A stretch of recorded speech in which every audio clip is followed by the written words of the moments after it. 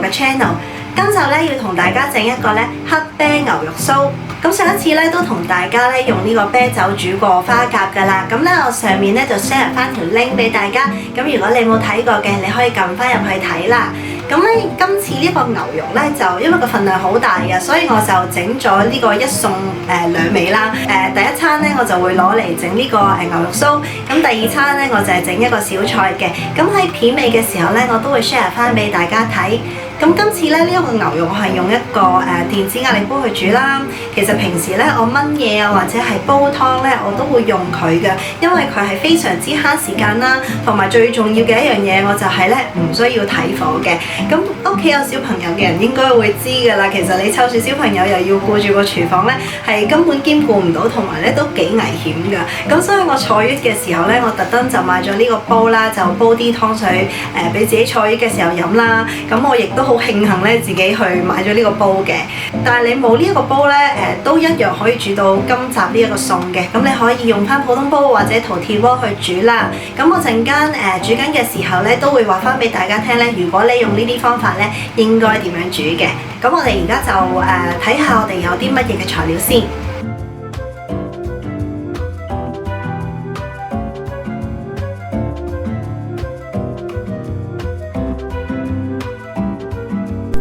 材料我哋有2磅嘅蘇格蘭牛肉條啦，跟住呢就要半個洋葱，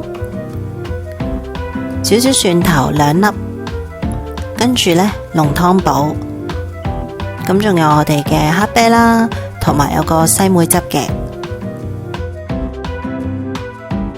然後呢，我哋有酥皮嘅材料，咁就係急凍酥皮啦，然後係紅洋葱半個啦，牛油啦，麵粉啦，同埋1隻雞蛋。蒜頭呢，我哋就切片嘅。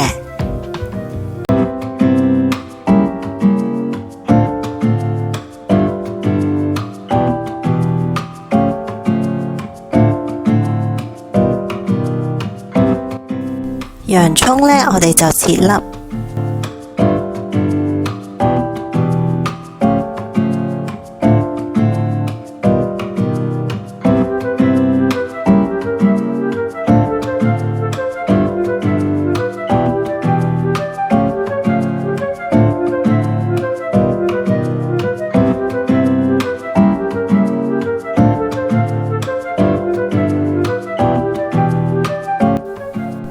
呢個牛辣條呢係急凍嘅，咁我已經之前1日呢事先將佢攞咗去雪櫃嗰格解凍啦，咁而家已經呢係淋晒噶啦。咁我哋呢就輕輕沖洗下去啦。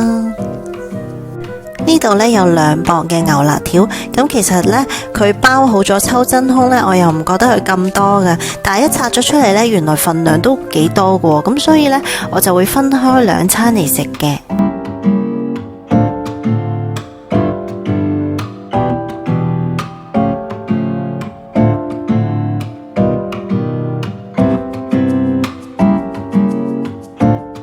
陣間我哋要將啲牛辣條煎一煎佢啦，咁所以而家呢，要用啲廚房紙印乾佢。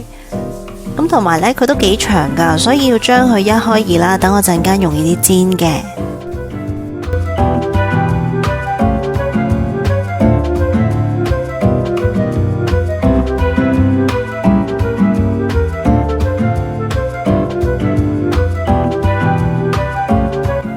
咁我哋加啲鹽同埋 pepper。輕輕呢咁醃一醃佢哋先。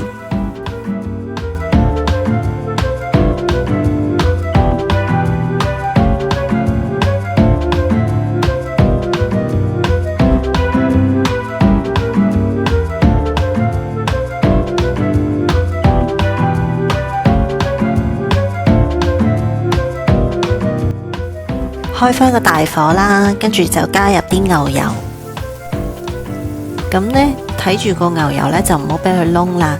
咁見佢溶咗之後呢，我哋就隨即加入我哋嘅牛辣條啦。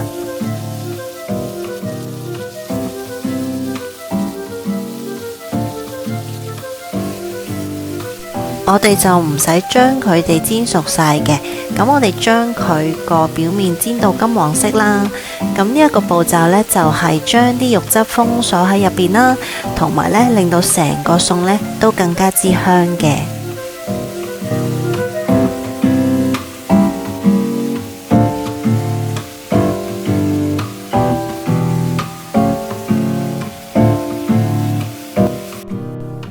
咁當個牛肋條煎緊嘅時候，我另一邊呢，我就已經開着咗個壓力煲噶啦。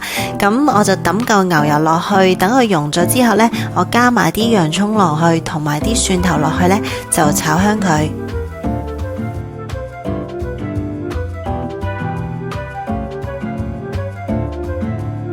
如果你屋企冇壓力煲嘅，咁你可以用翻普通煲或者係陶鐵鍋去到燜呢個牛都得嘅。壓力煲呢，比平時一般嘅煲呢煮嘢食呢係快大概5倍嘅。咁如果我哋乘翻開嘅話呢，咁你就要喺個爐頭上面呢煮大概個半鐘啦。咁但係呢，我都想 share 翻一個技巧呢，就係點樣去燜嘢食呢先至會腍嘅，同埋唔需要嘥咁多火水。咁就係呢，燜焗交替咁樣去做啦。咁呢頭嗰30分鐘呢，你就煮滾咗佢，然之後閂中細火就燜佢30分鐘。之後呢，你就熄咗火佢，就冚蓋就焗佢30分鐘，就唔好掀開個蓋啦。之後呢，你就再開翻火，就再煮滾佢。之後呢，就再繼續燜最後嗰30分鐘啦。咁呢，呢個半鐘之後呢，你嗰個牛肋條呢，理論上就應該會腍晒噶啦。如果你都未腍嘅話，你就再做多次焗嘅步驟，又係冚住蓋焗佢30分鐘。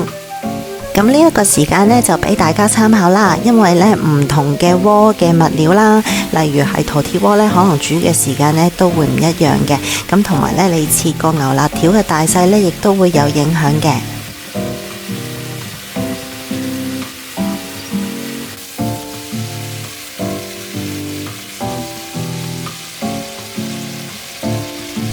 咁個牛肋條煎到好似咁樣呢，就差唔多啦。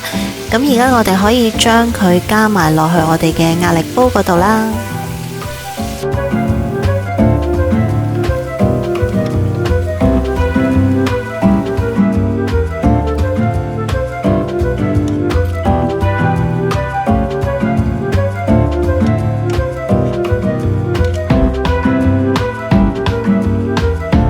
然後呢，我哋就會加呢3樣嘢嘅。咁黑啤就係我哋嘅主角啦。然後呢，我哋就會落呢個西梅汁嘅。咁呢，西梅汁呢係會中和咗呢個黑啤嘅苦味嘅。咁佢會帶有果香嘅甜味啦。跟住就會再落埋我哋嘅濃湯寶。咁記住係要買牛肉味嘅濃湯寶喎。唉，可能頭先買餸嘅時候呢，唔小心戳親罐黑啤，咁我哋嘅份量呢係要落晒成罐嘅。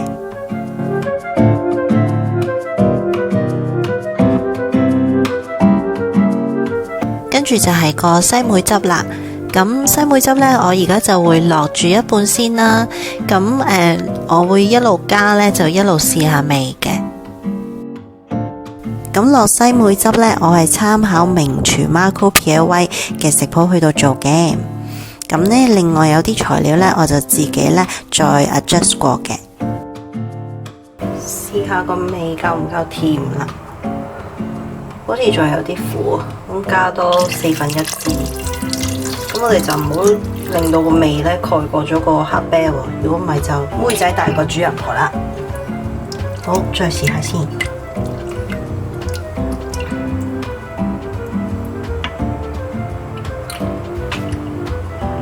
啱啦，而家咁到最後呢，我哋就加埋個濃湯寶啦。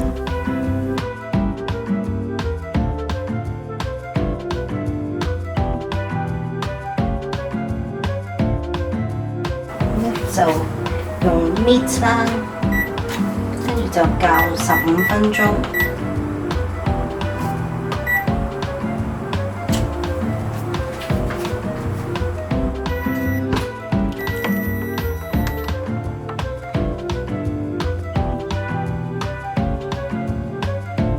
燜完之後呢，其實都有好多油噶。咁而家你見到呢，我已經係撇走晒啲油噶啦。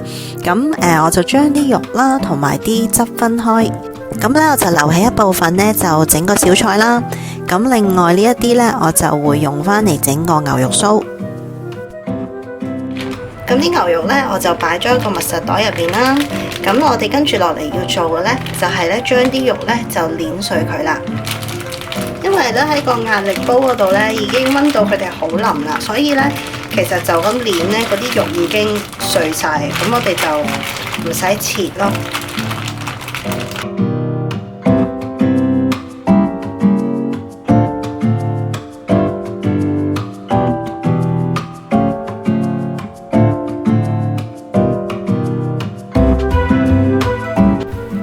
好啦，個牛肉酥呢，另外一個材料呢，就係要加紅洋葱嘅。咁我就將個 pan 呢開大個火，然之後加入牛油啦。咁呢，就將啲紅洋葱呢加落去炒啦，炒到佢哋呢半透明變金黃色呢就可以噶啦。炒好咗之後，我哋就將佢放埋一邊。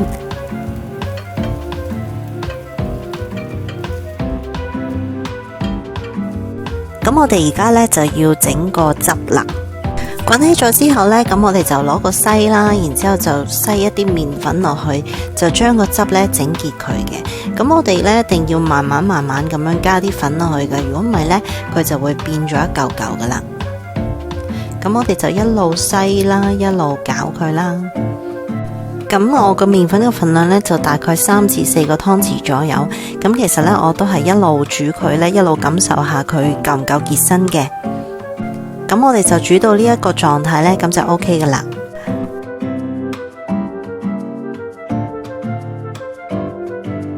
跟住就將啲洋葱撈落去。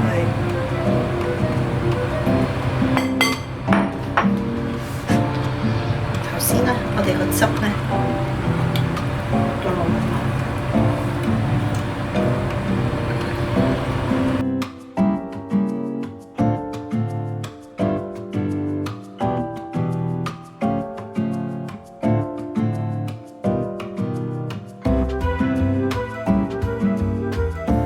好啦，餡料呢，我哋就準備好啦。咁而家呢，就預熱咗焗爐先。咁我就較呢180度 fan grill 嘅。然後呢，我哋就可以開始處理我哋嘅酥皮啦。酥皮呢，我就買咗呢一隻現成急凍嘅。咁我呢一個呢，喺百佳 International 嗰度買嘅。咁一包有6塊啦。咁買返嚟嘅時候呢，可能你打開佢呢，就會見到佢幾塊黐埋咗一齊嘅。咁你就用把刀呢，輕輕咁樣撬佢出嚟。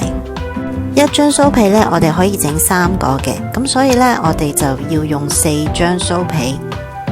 我哋用之前呢，要將佢放喺室溫大概10分鐘左右，等佢軟身啦。咁同埋呢，佢會有啲黐手嘅，所以我哋要鋪一啲麵粉喺個底度。然後呢，我哋就要度一度位啦。我哋會將一塊酥皮呢分成6塊嘅。咁而家我喺中間呢，接一接啦，整一個 mark， 然後呢，我就切一半。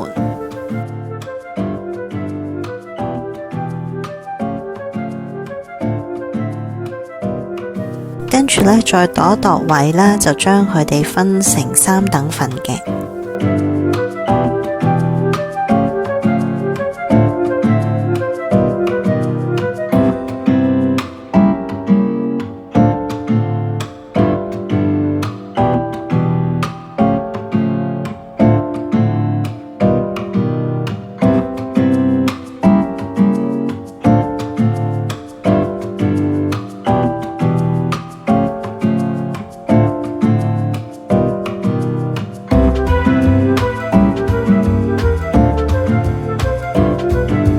跟住呢，我哋就將我哋嘅餡料呢滗落去啦。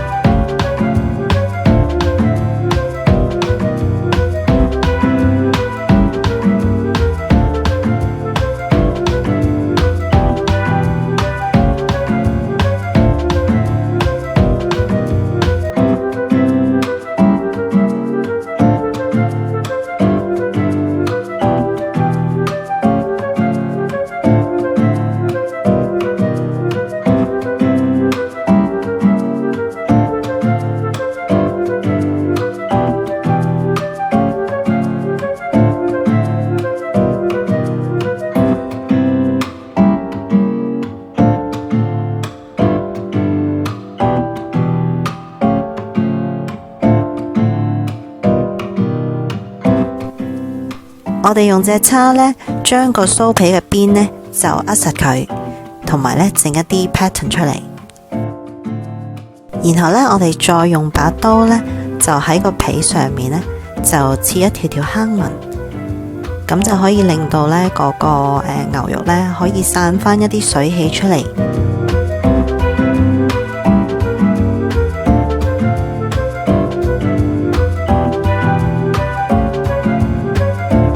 而家呢，我哋就可以搽啲蛋漿上去個面嗰度啦。個蛋漿呢，就係發咗隻蛋，加少少水撈勻佢，就係咁簡單嘅啫。如果你有掃呢，就用掃掃啦；冇嘅話呢，好似我咁呢，用個鏟呢掃上去都可以嘅。搽咗蛋漿之後焗呢，就會俾你呢一個好靚嘅金黃色噶啦。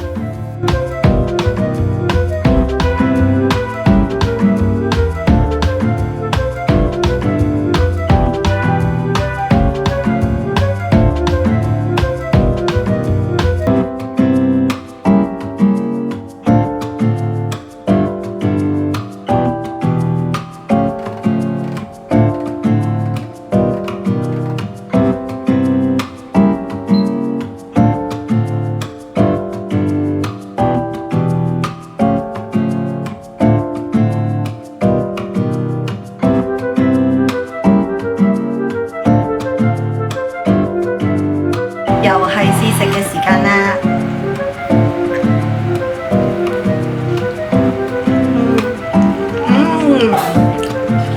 好好味啊！